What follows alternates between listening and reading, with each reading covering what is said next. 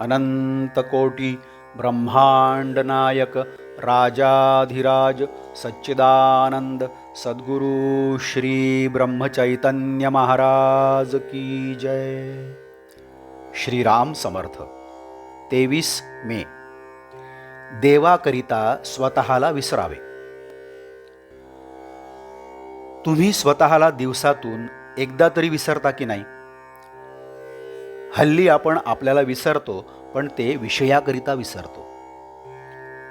स्वतःला विसरावे, पण ते विषयाकरिता विसरू नये.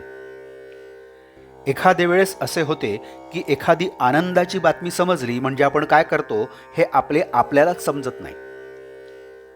अशावेळी देह भानावर नसतो हेच खरे. त्याचप्रमाणे दुःखाची बातमी कळली म्हणजे होते. थोडक्यात म्हणजे आपण जेव्हा विषयाच्या अधीन होतो तेव्हा आपण देहाला विसरून विषय भोगतो. त्याचप्रमाणे क्रोधाचे होते. विषयासाठी देहभान विसरणे हे केव्हाही वाईटच, परंतु देवाकरिता जर आपण आपल्याला विसरलो तर ते फारच उत्तम. भजन करीत असताना देहभाव विसरून भजन करावे. आपण आता तसे करतो का? भजन म्हणत असताना कोणी ताल चुकला की लगेच आपण रागावतो. ते खरे भजन होत नाही. म्हणून भजन करताना मी देवापुढे आहे आणि तो आणि मी याच्याशिवाय दुसरे कोणी नाही असे मानूनच भजन करावे आणि तशी सवय ठेवावी, म्हणजे देहभाव विसरता येईल. संसारात आपण कोण हे न विसरता संसार करावा, म्हणजेच विषयाच्या अधीन केव्हाही न होता संसार करावा. स्वतःची आठवण ठेवून प्रपंच केला तर तो आपल्याला बाधक व्हायचा नाही. व्यवहारात काम, क्रोध, लोभ वगैरे सर्व काही असावे, पण आपण त्यांच्या स्वाधीन न होता त्यांना आपल्या ताब्यात ठेवून वागावे, म्हणजे देहभाव आपोआप नष्ट होऊन जाईल.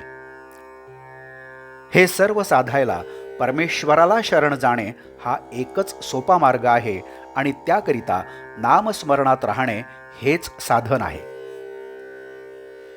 कोणी 12 वर्ष साधनात राहूनही काही काम झाले नाही असे म्हणतात आणि यात काही अर्थ नाही म्हणून सोडूनही देतात.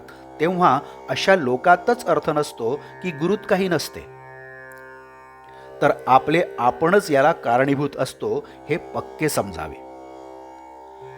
संन्यास घ्यायचा असेल तर बायकोला बरोबर घेऊन संन्यास घेता येईल का?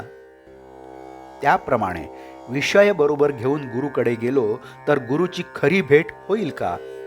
ती शक्य नाही.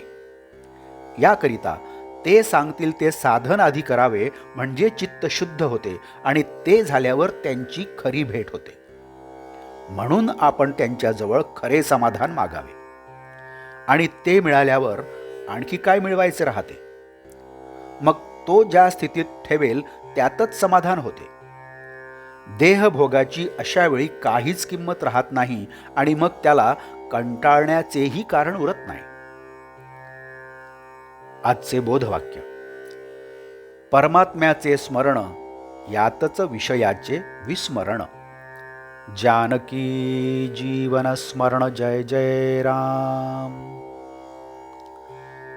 नमस्कार. आपण या चॅनलला नवीन असाल तर कृपया सबस्क्राईब करा. आपण या चॅनलला लाईक करा, शेअर करा आणि कॉमेंट्सही करा. धन्यवाद.